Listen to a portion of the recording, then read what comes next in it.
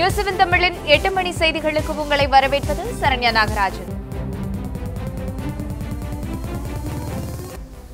தமிழக உள்ளாட்சித் தேர்தலில் அதிமுக சார்பில் போட்டியிடும் இரண்டாம் கட்ட வேட்பாளர் பட்டியலை முதலமைச்சரும் அதிமுக பொதுச் செயலாளருமான ஜெயலலிதா வெளியிட்டுள்ளார். தமிழகத்தில் மாநகராட்சி, நகராட்சி, பேரூராட்சி, ஊராட்சிகளில் உள்ள உள்ளாட்சி பதவிகளுக்கான தேர்தல்கள் வரும் அக்டோபர் 17 மற்றும் 19ஆம் தேதிகளில் 2 கட்டங்களாக நடைபெறுகிறது.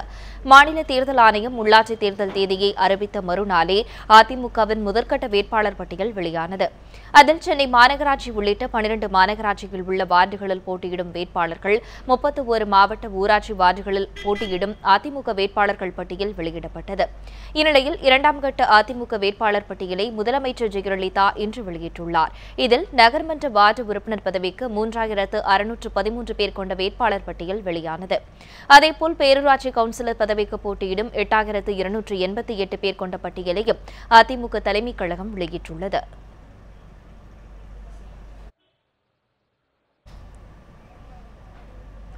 மதுரை அருகே முதல்வர் ஜெயலலிதா குணமடைய வேண்டி வழிபாடு நடந்த கோவிலில் உள்ளாட்சி தேர்தல் சீட் தொடர்பாக அதிமுகவினரிடையே கடும் வாக்குவாதம் ஏற்பட்டதால் பரபரப்பு நிலவியது.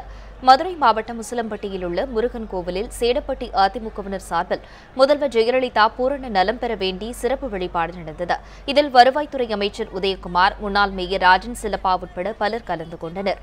வழிபாடு நடந்து கொண்டிருந்த நேரத்தில் உள்ளாட்சி தேர்தலில் போட்டியிட சீட் கிடைக்காததால் அதிருப்தியில் இருந்த அதிமுகவைச் சேர்ந்த ஒரு பிரிவினர் மற்றொரு பிரிவினருடன் திடீரென வாக்குவாதம் செய்தனர். இதை அறிந்த அமைச்சர் உதயகுமார் வாக்குவாதம் செய்தவர்களை அழைத்து சமரச பேச்சுவார்த்தை நடத்தினார். மதுரை மாநகராட்சி மன்ற தேர்தலுக்கு 88 வேட்பாளர்கள் பெயரையும், திருச்சி மாநகராட்சிக்கு 7 வேட்பாளர்கள் பெயரையும் திமுக வெளியிட்டுள்ளது. இது தொடர்பாக திமுக வெளியிட்டுள்ள அறிக்கையில், மதுரை மாநகராட்சி மன்ற தேர்தலில் 88 வார்டுகளில் போட்டியிடும் வேட்பாளர்களின் பெயர்கள் வெளியிடப்பட்டுள்ளன. மாநகராட்சியின் 7, 9, 12, 40, 56, 75, 97 ஆகிய வார்டுகள் காங்கிரஸ் கட்சிக்கும், 5, 86 ஆகிய வார்டுகள் மனிதநேய மக்கள் கட்சிக்கும், 50வது வார்டு இந்திய யூனியன் முஸ்லீம் லீக் கட்சிக்கும் ஒதுக்கப்பட்டுள்ளதாக குறிப்பிடப்பட்டுள்ளது. 17, 65 ஆகிய வார்டுகளுக்கான வேட்பாளர் பெயர் பின்னர் அறிவிக்கப்படும் என்றும் குறிப்பிடப்பட்டுள்ளது.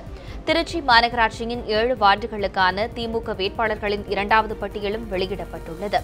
திருச்சி மாநகராட்சியின் 28வது வார்டு இந்திய யூனியன் முஸ்லீம் லீக் கட்சிக்கும், 50வது வார்டு மனிதநேய மக்கள் கட்சிக்கும் ஒதுக்கப்பட்டுள்ளது.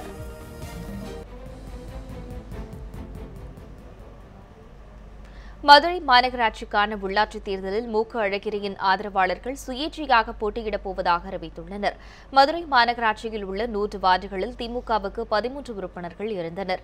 இவர்களில் அதிமுகவில் இணைந்த ஜீவானந்தத்தை தவிர மீதமுள்ள 12 திமுக உறுப்பினர்களும் அழகிரியின் ஆதரவாளர்கள் ஆவர். தற்போது அறிவித்துள்ள திமுக வேட்பாளர் பட்டியலில் அழகிரியின் ஆதரவாளர்களுக்கு வாய்ப்பு அளிக்கப்படாததால் அவர்கள் அனைவரும் சுயேட்சையாக களமிறங்க முடிவு செய்துள்ளனர். சுயேட்சையாக போட்டியிடுவது அவரவர் இஷ்டம் என்றும், ஆனால் தனது பெயரை தேர்தலில் பயன்படுத்த வேண்டாம் என்றும் அழகிரி தரப்பில் கூறியுள்ளதாக தெரிவிக்கப்பட்டுள்ளது. இருப்பினும் அழகிரி ஆதரவாளர்கள் பலர் சுயேட்சையாக போட்டியிட இருப்பதால் திமுக வேட்பாளர்களுக்கு இந்த தேர்தலில் பின்னடைவு ஏற்படலாம் என்று கூறப்படுகிறது. சென்னை மாநகராட்சியில் உள்ள 200 வார்டுகளில் தேமுதிக சார்பில் போட்டியிடும் வேட்பாளர்கள் பட்டியலை அக்கட்சியின் தலைவர் விஜயகாந்த் வெளியிட்டுள்ளார். அண்மையில் நடந்த தமிழக சட்டப்பேரவைத் தேர்தலில் மக்கள் நல கூட்டணியில் இணைந்து போட்டியிட்ட தேமுதிக மோசமான தோல்வியை சந்தித்தது. இந்நிலையில் உள்ளாட்சித் தேர்தலில் தனித்து போட்டியிடப் போவதாக தேமுதிக தலைவர் விஜயகாந்த் அறிவித்தார். இதனையடுத்து உள்ளாட்சித் தேர்தலுக்கான முதற்கட்ட வேட்பாளர் பட்டியலை விஜயகாந்த் இன்று வெளியிட்டுள்ளார். அதில் சென்னை மாநகராட்சியில் உள்ள 200 வார்டுகளுக்கும் தேமுதிக வேட்பாளர்கள் பட்டியலை விஜயகாந்த் அறிவித்துள்ளார். மற்ற இடங்களுக்கு ஓரிரு நாட்களில் வேட்பாளர் பட்டியல் வெளியிடப்படும் என்று தேமுதிக தலைமை சார்பில் அறிவிக்கப்பட்டுள்ளது.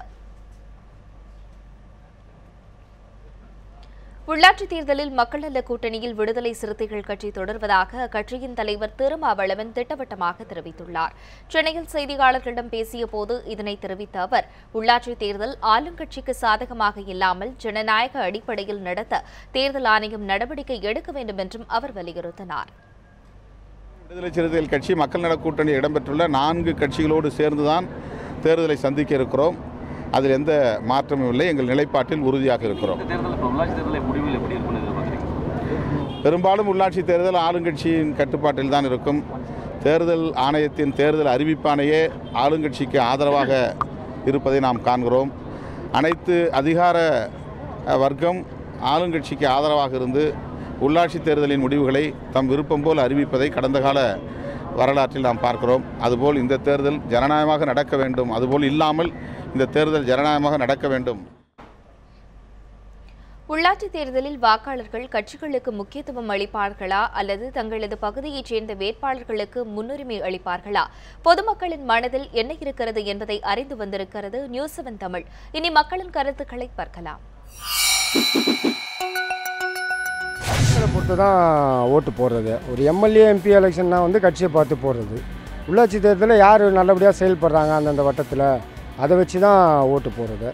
அதே நேரத்தில் இது கட்சியை இன்வால்வ் ஆகிறதுனால கட்சி சார்பாக நிற்கிறவங்களுக்கு ஓட்டு போட்டால் நாளைக்கு எந்த பிரச்சனையாக இருந்தாலும் அவங்க ஃபேஸ் பண்ணுவாங்கன்ற ஒரு எண்ணம் மக்கள்கிட்ட இருக்குது. யார் நல்லவங்க நிற்கிறாங்க அவங்களுக்கு தான் ஓட்டு போடுவாங்க.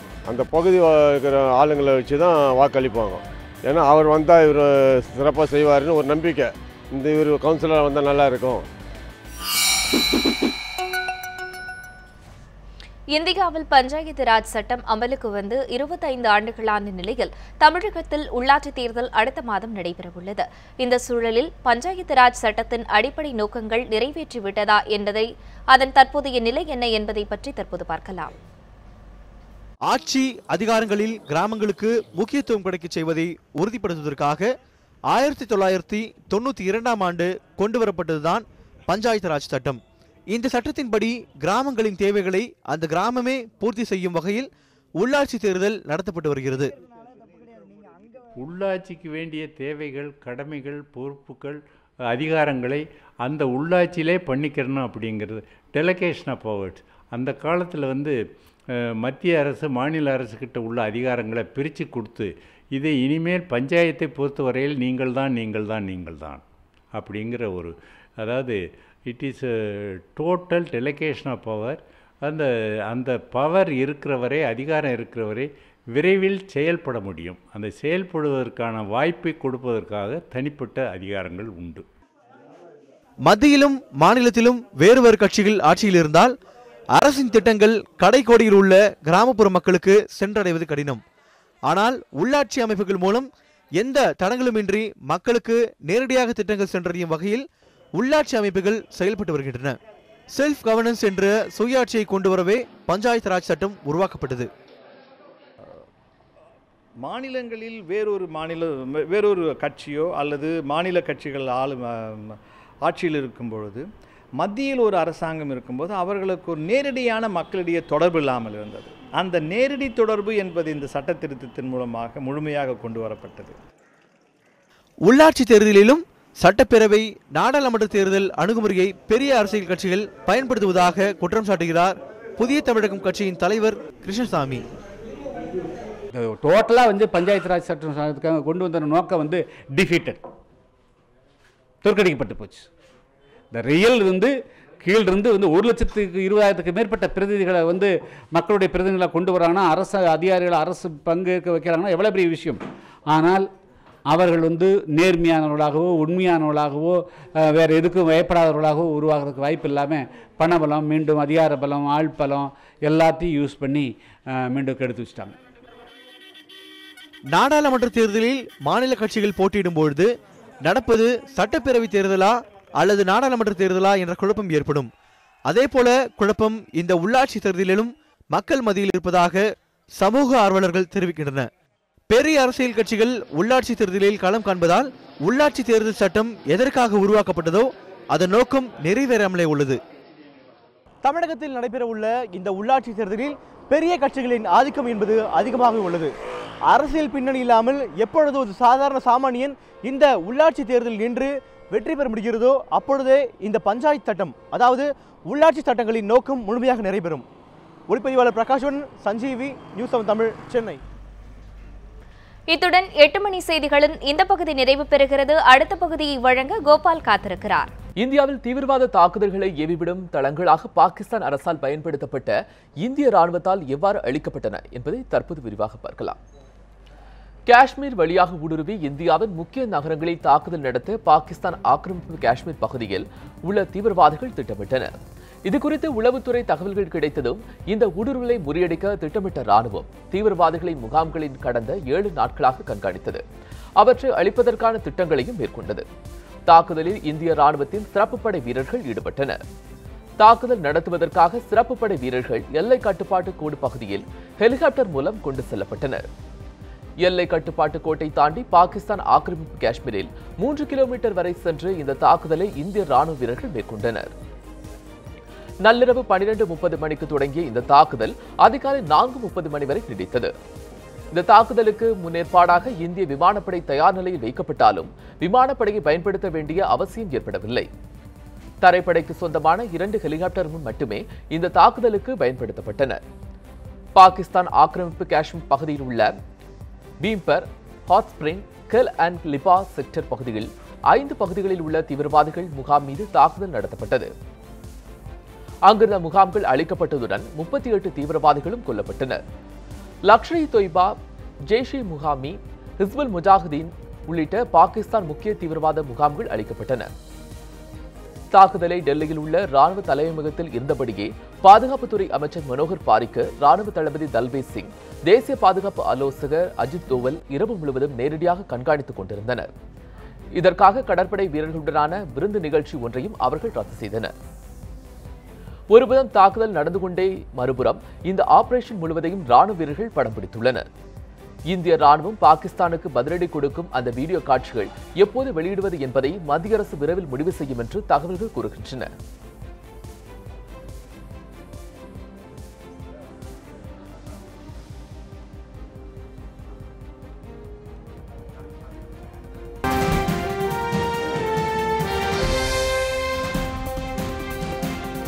சென்னை உயர்நீதிமன்றத்திற்கு புதிதாக 15 நீதிபதிகள் நியமனம். ஏஎம் பஷீர் அகமது, டி ரவீந்திரன், எஸ் பாஸ்கரன், பி வேல்முருகன் உள்ளிட்டோர் நியமனம் செய்யப்பட்டுள்ளனர். ஜெயச்சந்திரன், சி வி கார்த்திகேயன், வி பார்த்திபன், ஆர் சுப்பிரமணியன் ஆகியோர் புதிய நீதிபதிகளாக நியமனம் செய்யப்பட்டுள்ளனர். எம் கோவிந்தராஜ், எம் சுந்தர், நிஷா பானு, அனிதா சுமந்த், ஆர் சுரேஷ்குமார், எம் எஸ் ரமேஷ் ஆகியோரும் நியமனம் செய்யப்பட்டுள்ளனர்.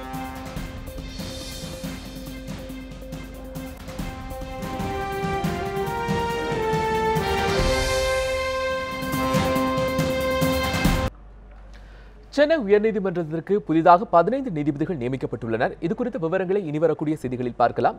அடுத்ததாக மதுரை அருகே கீழடி அகழ்வாராய்ச்சியில் கிடைத்த தொல்பொருட்களை பெங்களூரு கொண்டு செல்ல உயர்நீதிமன்றத்தில் மதுரை கிளையில் இடைக்கால தடை விதித்துள்ளது. சென்னை சேர்ந்த கனிமொழி மதி என்பவர் தாக்கல் செய்த பொதுநல மனுவில் சிவகங்கை மாவட்டம் கீழடி புள்ளி சந்தை எனும் பகுதியில் அகழ்வு ஆய்வின் போது பழங்கால பாசி, பவளம், குடுவை, பானை ஓடுகள் உள்ளிட்ட பண்டை தமிழர்களின் 5000த்திற்கும் மேற்பட்ட தொல்பொருட்கள் கிடைத்திருக்கிறது என்றும் கீழடியில் ஒரு நகரம் இருந்ததற்கான சான்றுகள் கிடைத்துள்ளதாகவும் குறிப்பிட்டுள்ளார். ஆனால் கீழடியில் தொல்பொருட்கள் கண்டுபிடிக்கப்பட்ட இடத்திலேயே நிரந்தர அருங்காட்சியகம் அமைக்கப்படும் என்ற அறிவிப்பிற்கு மாறாக மத்திய அரசு கீழடியில் கிடைத்த தொல்பொருட்களை பெங்களூருவில் உள்ள தேசிய அகழ்வாராய்ச்சி மையத்திற்கு கொண்டு செல்ல ஏற்பாடுகள் செய்து வருவதாகவும் இதற்கு தடை விதிக்க வேண்டும் என்றும் மனுவில் கோரப்பட்டிருந்தது. மேலும் கீழடி நிரந்தர அகழ்வாராய்ச்சி மையம் அமைக்க உத்தரவிட வேண்டும் என்றும் மனுதாரர் கனிமொழி மதி குறிப்பிட்டிருந்தார். இந்த மனுவை விசாரணைக்கு ஏற்ற நீதிபதிகள் நாகமுத்து மற்றும் முரளிதரன் அடங்கிய அமர்வு கீழடி அகழ்வாராய்ச்சியில் கண்டுபிடித்த தொல்பொருட்களை பெங்களூரு கொண்டு செல்ல இடைக்கால தடை விதித்து உத்தரவிட்டனர்.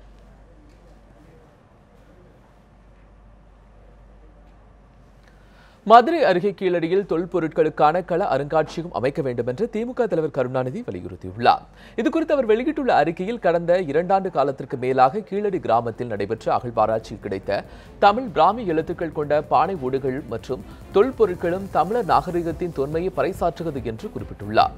மேலும் சிந்து சமவெளி நாகரிகத்தை போல் இங்கு ஒரு நகர்ப்புற நாகரிகம் இருந்ததற்கான தடயங்கள் ஏராளமாக கிடைத்துள்ளதையும் கருணாநிதி சுட்டிக்காட்டியுள்ளார்.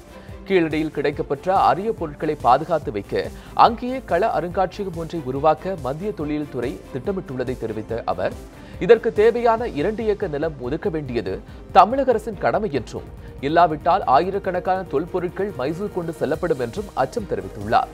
எனவே தமிழக அரசு மிகுந்த விழிப்புணர்ச்சியோடு கீழடி கிராமத்திலேயே இடம் ஒதுக்கி தொல்பொருட்களுக்கான கள அருங்காட்சியகம் ஏற்படுத்திட வேண்டும் என்றும் திமுக தலைவர் கருணாநிதி வலியுறுத்தியுள்ளார். சிவகங்கை மாவட்டம் கீழடியில் தொல்லியல் கள அருங்காட்சியகம் அமைக்க தேவையான நிலத்தை தமிழக அரசு உடனடியாக ஒதுக்கி தர வேண்டும் என்று மதிமுக பொதுச் செயலாளர் வைகோ வலியுறுத்தியுள்ளார். இதுகுறித்து அவர் வெளியிட்டுள்ள அறிக்கையில், பழந்தமிழர் நாகரிகம், கலை, பண்பாடு, வாழ்வியல் கூறுகள் போன்றவை சிவகங்கை மாவட்டம் திருபுவனம் அருகே உள்ள கீழடியில் நடைபெற்று வரும் தொல்பொருள் ஆராய்ச்சிகள் மூலம் வெளிக்கொண்டு வரப்பட்டுள்ளதாக சுட்டிக்காட்டியுள்ளார். இந்நிலையில் கீழடியில் கிடைத்த பழங்கால வரலாற்று பொருட்களை காட்சிப்படுத்த கள அருங்காட்சியகம் அமைக்க மத்திய தொல்லியல் துறை தயாராக இருந்தும் அதற்கான இடம் ஒதுக்கி தருவதற்கு தமிழக அரசு அலட்சியம் காட்டி வருவது குறித்து அவர் வேதனை தெரிவித்துள்ளார். அரசு நிலம் ஒதுக்கீடு செய்து தராவிட்டால் இங்கு கிடைத்த பழங்கால பொக்கிஷங்கள் அனைத்தும் மைசூரில் உள்ள மத்திய அகழ்வு பிரிவின் கிட்டங்கிக்கு கொண்டு செல்லும் நிலைமை ஏற்படும் என்றும் அவர் அச்சம் தெரிவித்துள்ளார். எனவே கீழடியில் தொல்லியல் கள அருங்காட்சியகம் அமைக்க தேவையான நிலத்தை தமிழக அரசு உடனடியாக ஒதுக்கி தர வேண்டும் என்றும் அத்துடன் அகழ்வாய்வு பணிகளுக்காக முழுமையாக நடைபெற்றிட தொல்லியல் துறைக்கு தேவையான உதவிகள் செய்திட வேண்டும் என்றும் வைகோ வலியுறுத்தியுள்ளார்.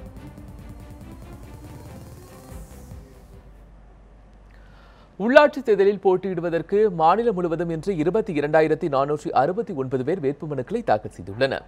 தமிழகத்தில் உள்ளாட்சி தேர்தல் அக்டோபர் 17 மற்றும் 19 ஆகிய தேதிகளில் 2 கட்டங்களாக நடைபெறுகிறது. இதற்கான வேட்புமனு தாக்கல் திங்கட்கிழமை தொடங்கியது. 4ஆம் நாளான இன்று 22,469 பேர் வேட்புமனுக்களை தாக்கல் செய்தனர். அதில் மாவட்ட பஞ்சாயத்து வார்டு உறுப்பினர் பதவிக்கு 68 பேரும், ஊராட்சி ஒன்றிய வார்டு உறுப்பினர் பதவிக்கு 513 பேரும், கிராம ஊராட்சி தலைவருக்கு 3,152 பேரும், கிராம ஊராட்சி வார்டு உறுப்பினர் பதவிக்கு 17,606 பேரும் வேட்புமனுக்களை தாக்கல் செய்தனர். மாநகராட்சி கவுன்சிலர் பதவிக்கு 187 பேரும், நகராட்சி கவுன்சிலருக்கு 264 பேரும், பேரூராட்சி மன்ற உறுப்பினர் பதவிக்கு 679 பேரும் வேட்புமனுக்களை தாக்கல் செய்துள்ளனர். இதன் மூலம் இன்று 22,469 பேர் வேட்புமனுக்கள் தாக்கல் செய்துள்ளதாக மாநில தேர்தல் ஆணையம் தெரிவித்துள்ளது. மொத்தம் 4 நாட்களில் 65,376 பேர் வேட்புமனுக்களை தாக்கல் செய்துள்ளனர். தமிழகத்தில் மட்டும்தான் அரசியல் கட்சிகள் விரோத மனப்பான்மையுடன் செயல்படுவதாக சென்னை உயர்நீதிமன்ற நீதிபதி கிருபாகரன் தெரிவித்துள்ளார். உள்ளாட்சித் தேர்தலில் பழங்குடியின மக்களுக்கு முறையான இடஒதுக்கீடு வழங்கப்படவில்லை என்றும், எனவே இடஒதுக்கீடு தொடர்பாக பிறப்பிக்கப்பட்ட அரசாணை ரத்து செய்ய வேண்டும் என்றும் வலியுறுத்தி திமுக அமைப்பு செயலாளர் RS பாரதி சென்னை உயர்நீதிமன்றத்தில் வழக்கு தொடர்ந்திருந்தார். நீதிபதி கிருபாகரன் முன்னிலையில் நடைபெற்ற இந்த வழக்கின் விசாரணையில் ஆஜரான அரசு தலைமை வழக்கறிஞர் R. முத்துக்குமாரசுவாமி, உள்ளாட்சித் தேர்தலுக்கு என்ன விதிமுறைகளை கடைபிடிக்கப்படுகிறதோ அதே நடைமுறைதான் தற்போது கடைபிடிக்கப்படுவதாக தெரிவித்தார். பின்னர் தனது தரப்பு வாதத்தை முன்வைத்த திமுக தரப்பு வழக்கறிஞர் P. வில்சன், இடஒதுக்கீடு குறித்த அறிவிப்பாணையை அரசு 6 மாதத்திற்கு முன்பே வெளியிட வேண்டும் என்றும், விதிகள் இருந்தும் அந்த விதிகள் அப்பட்டமாக மீறப்பட்டுள்ளதாகவும் குற்றம் சாட்டினார். அப்போது குறுக்கிட்ட தேர்தல் ஆணையத்தின் மூத்த வழக்கறிஞர் P. குமார், இதுபோன்ற புகார்கள் வேறு எந்த அரசியல் கட்சியும் முன்வைக்கவில்லை என்றும், எனவே இந்த மனுவை தள்ளுபடி செய்ய வேண்டும் என்றும் கேட்டுக்கொண்டார். அனைத்து தரப்பு வாதங்களையும் கேட்ட நீதிபதி கிருபாகரன், அரசியல் கட்சியினர் எதிரிகளாக இருக்கக்கூடாது என்று வலியுறுத்தினார். மேலும் அரசியல் வழக்குகளை விசாரிக்கும் நீதிபதிகள் மீதும் அரசியல் சாயம் பூசுவது வேதனை அளிப்பதாகவும் குறிப்பிட்டார். பின்னர் இந்த வழக்கில் நாளை அல்லது திங்கட்கிழமை தீர்ப்பு வழங்கப்படும் என்று கூறி வழக்கை ஒத்திவைத்தார்.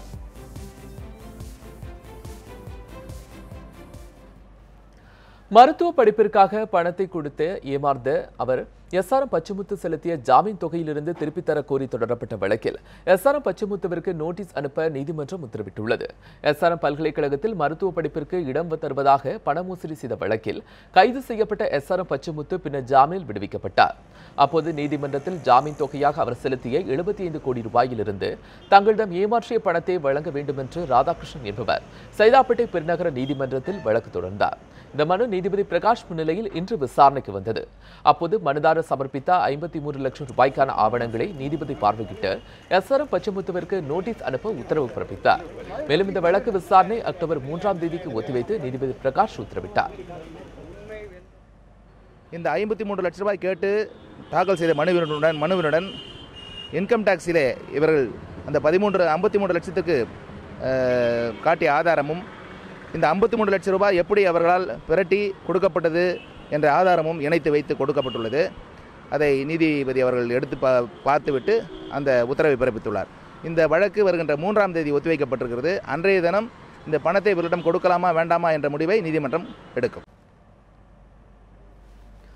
ராம்குமார் பிரேத பரிசோதனையின் போது தங்கள் தரப்பு மருத்துவரை அனுமதிக்க கோரி அவரது தந்தை பரமசிவம் தாக்கல் செய்த மனுவை உச்சநீதிமன்றம் இன்று தள்ளுபடி செய்து உத்தரவிட்டது.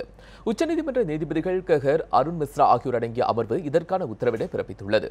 பிரேத பரிசோதனையின் போது தனியார் மருத்துவர்கள் அனுமதிக்கும் நடைமுறை தற்போது இல்லை என்று குறிப்பிட்டுள்ள நீதிபதிகள் அவ்வாறு அனுமதித்தால் அது ஒரு முன்னுதாரணமாக ஆகிவிடும் என்றும் தெரிவித்துள்ளனர். முன்னதாக ராம்குமார் தந்தை தரப்பில் ஆஜரான வழக்கறிஞர் பிரேத பரிசோதனையின் போது அரசு மருத்துவர்கள் ஒருதலைபட்சமாக செயல்பட வாய்ப்புள்ளதாக வாதிட்டார். எனினும் அவரது வாதத்தை ஏற்க நீதிபதிகள் மறுத்துவிட்டனர். இதையடுத்து சென்னை உயர்நீதிமன்ற உத்தரவின்படி எய்ம்ஸ் மருத்துவர் சென்னை வந்த பிறகு சென்னை ராயப்பேட்டை அரசு மருத்துவமனையில் ராம்குமார் பிரேத பரிசோதனை நடத்தப்படும் என்றும் தகவல்கள் வெளியாகியுள்ளது. சுவாதி கொலை வழக்கில் கைதான ராம்குமார் கடந்த 18ஆம் தேதி சென்னை புழல் சிறையில் மர்மமான முறையில் உயிரிழந்தார். அவர் தற்கொலை செய்து கொண்டதாக சிறைத்துறை தரப்பில் தெரிவிக்கப்பட்டது. எனினும் ராம்குமாரின் பெற்றோர் அதனை ஏற்க மறுத்து வருவது குறிப்பிடத்தக்கது. சாதி மறுப்பு திருமணம் செய்த இளைஞரை அவருடைய பெற்றோரை சாதி ஆணவ படுகொலை செய்துவிட்டதாக கணவரை இழந்த நிறைமாத கர்ப்பிணி பெண் தேனி மாவட்ட காவல் கண்காணிப்பாளரிடம் புகார் அளித்துள்ளார். தேனி மாவட்டம் நாகலாபுரத்தை சேர்ந்த தங்கப்பாண்டி பொட்டிபுரம் புதூரை சேர்ந்த மகாமணியை கடந்த ஆண்டு சாதி மறுப்பு திருமணம் செய்துள்ளார். இதற்கு தங்கப்பாண்டியின் பெற்றோர் தொடர்ந்து எதிர்ப்பு தெரிவித்து தொந்தரவு செய்துள்ளனர். கர்ப்பிணியாக இருந்த மகாமணியை போடியில் உள்ள அவரது அண்ணன் வீட்டில் விட்டுவிட்டு தங்கப்பாண்டி திருப்பூர் சென்றுள்ளார். இந்நிலையில் தங்கப்பாண்டி விஷமருந்தி நேற்று முன்தினம் தற்கொலை செய்து கொண்டதாகவும் மனைவிக்கு தெரிவிக்காமலேயே தங்கப்பாண்டியின் சடலத்தை அவரது பெற்றோர் எரித்துள்ளனர். கணவரின் மரண செய்தியை தமக்கு தெரிவிக்காமல் மறுத்துவிட்டதாக கூறிய மகாமணி தனது காதல் கணவரை அவரது பெற்றோரை சாதி ஆணவ படுகொலை செய்துவிட்டதாக மாவட்ட கண்காணிப்பாளர் அலுவலகத்தில் புகார் அளித்துள்ளார்.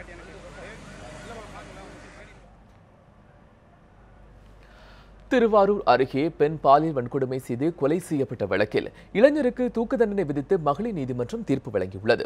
திருவாரூர் மாவட்டம் ராமநாதபுரம் வடக்குக்குடி கிராமத்தை சேர்ந்த கமலா கடந்த 2013ஆம் ஆண்டு பணி முடிந்துவிட்டு வீடு திரும்பிக் கொண்டிருந்த போது பாலியல் வன்கொடுமைக்கு ஆளாகி கொலை செய்யப்பட்டார். இந்த வழக்கை வடபாதிமங்கலம் காவல்துறையினர் சந்தேக மரணம் என்று வழக்கு பதிவு செய்தனர். இதனிடையே தனது மகள் கொலை செய்யப்பட்டதாகவும் இதுகுறித்து முறையான விசாரணை நடத்த வேண்டும் என்றும் உயிரிழந்த கமலாவின் தந்தை சென்னை உயர்நீதிமன்றத்தில் வழக்கு தொடர்ந்தார். பின்னர் இந்த வழக்கு சிபிசிஐடிக்கு மாற்றம் செய்யப்பட்டது. இதில் கமலாவை பாலியல் வன்கொடுமை செய்த மணிவேல் என்பவர் கைது செய்யப்பட்டார். இது தொடர்பான வழக்கு திருவாரூர் மாவட்ட மகளிர் நீதிமன்றத்தில் நடைபெற்று வந்தது. இந்த வழக்கில் இன்று தீர்ப்பு வழங்கப்பட்டது. இதில் குற்றவாளி மணிவேலுக்கு பாலியல் வன்கொடுமை செய்யப்பட்டதாகவும் ஆயுள் தண்டனை, கொலை குற்றத்திற்காக தூக்கு தண்டனை விதித்து நீதிபதி செந்தில் குமரேசன் உத்தரவிட்டார்.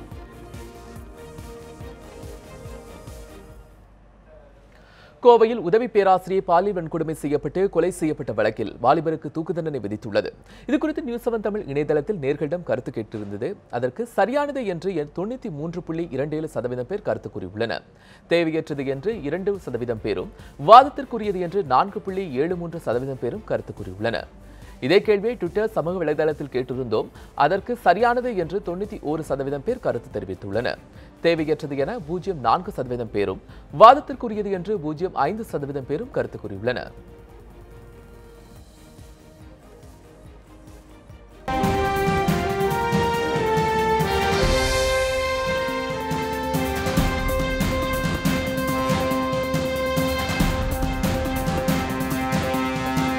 சென்னை மாநகராட்சியின் 96 வார்டுகளுக்கான வேட்பாளர்களை அறிவித்துள்ளது திமுக.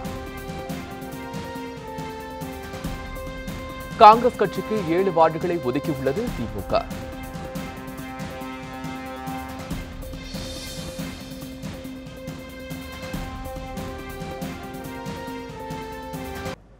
சென்னை மாநகராட்சியில் 96 வார்டுகளுக்கான திமுக வேட்பாளர்களை திமுக அறிவித்திருக்கிறது. அதேபோன்று காங்கிரஸ் கட்சிக்கு 7 வார்டுகள் ஒதுக்கப்பட்டிருக்கிறது. இது குறித்த விவரங்களை இனி வரக்கூடிய செய்தி தொகுப்பில் பார்க்கலாம்.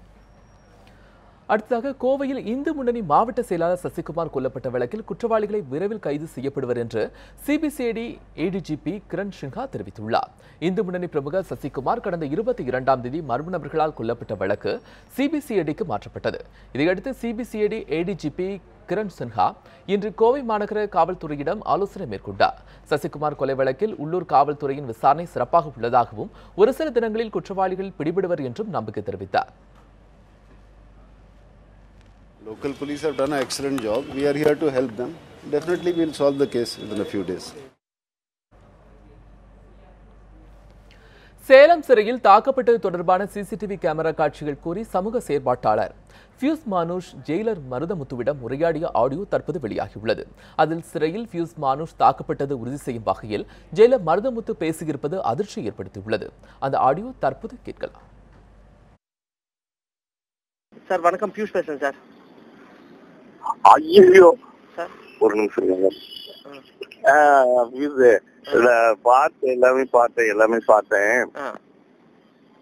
அது அவர் கொண்டு போன சீடில ரேசர் பண்ணிட்டாங்கன்னு நினைக்கிறேன். அவரை என்ன சார் டிஜி கொண்டு போனார் இல்லைங்களா? ஆமா, சிடி காப்பி. ஆமா, அது கடைசியா உங்க கண்ணத்துல இருக்கிற அரைகிறாருல? ஆமா சார். அந்த சீன் இல்ல. அந்த சீன் இல்லையா? அது எப்படி சார் இல்லாம போகும்? அதாவது உங்களை என் ரூம்குள்ள கொண்டு வராங்க, அதெல்லாம் இருக்குது. நீங்க வெளியே சிறுபாய்ச்சி விட்டு உள்ள நடந்து போறீங்க, நல்லா நடந்து போறீங்க. நீங்க போய் ஒரு 2 செகண்ட்ல திமுத்துமுத்துமுன்னு ஒரு 25 பேர் வரானுங்க. இந்த செம்புலியாடு எப்படி போகும்? ஆமா, அப்படி போறாங்க உள்ள. அப்படி போறாங்க உள்ள. அவங்க போய் ஒரு 5 நிமிஷம் கழிச்சு டெப்டி ஜெயிலர் ராமசாமி ஒரு சோல்டரையும் இன்னொரு காவலர் ஒரு சோல்டரையும் பிடிச்சு உங்களை இறக்குறாங்க. என் ரூம்ல இருந்து கீழே இறக்குறாங்க. உங்களால தலை நிமிர்ந்து நிக்க முடியல, அதாவது உங்களால நடக்க முடியல. அவங்களே உங்களை அப்படி கையால கூட்டிட்டு வராங்க. நீங்க கழட்டி விட்டு போன செருப்பு உங்களால தோடல. அத பார்த்தாலே தெரியும் யூ ஆர் சிவியர்லி பீட்டன் அப்படின்ட்டு.